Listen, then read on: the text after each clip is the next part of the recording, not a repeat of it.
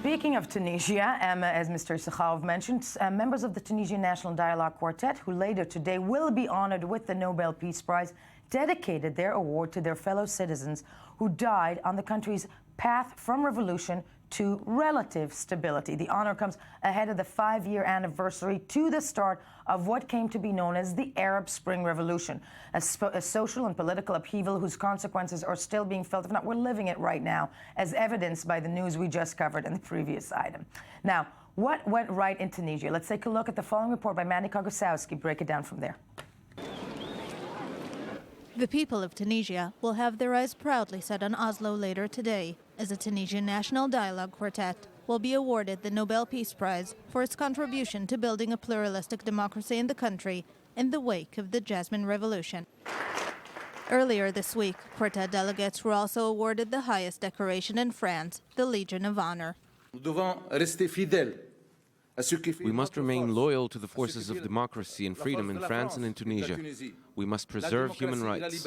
We must help this young democracy in Tunisia to conserve peace in Tunisia and France and everywhere else in the world. In December of 2010, Tunisian street vendor Mohamed Bouazizi torched himself after the government closed his vegetable stand. This desperate act of individual protest ignited the country's intense civil resistance campaign, the Jasmine Revolution, which ended in the ousting of longtime dictator Ben Ali in 2011 and in free elections. But the transition did not go smoothly, and by 2013, growing tensions between opposing parliamentary forces placed the democratization process in danger. 4 different civil society organizations, which became known as the Quartet, drafted a compromise agreement between the parties that would allow for negotiations. Elections were held again in 2014, and the country considered the Arab Spring's only success story.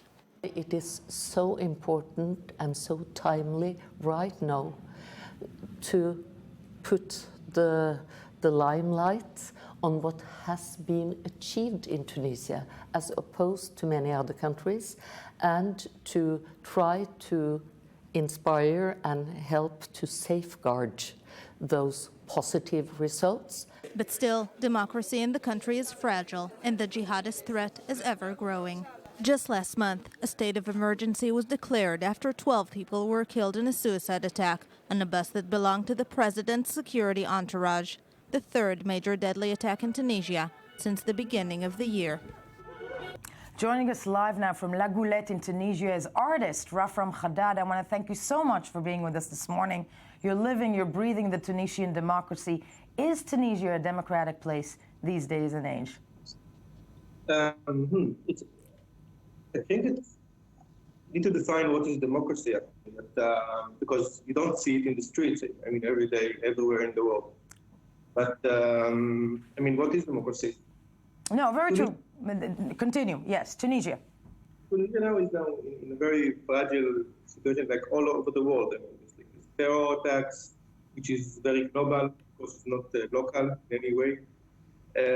And Tunisia need to confront actually the past, which was dictatorship, and they were like the Mukhabara, the secret police were like torturing people, and it's like the Muslims in a way that Ben Ali didn't like. And now they need to stand in front of accusation that they do the same, actually.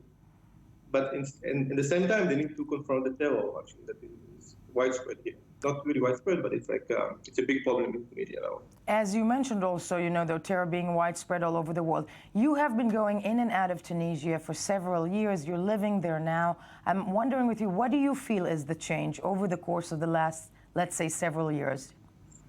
You don't see a big change. You just see the major economical problem, which is not connected to democracy or terror, but it is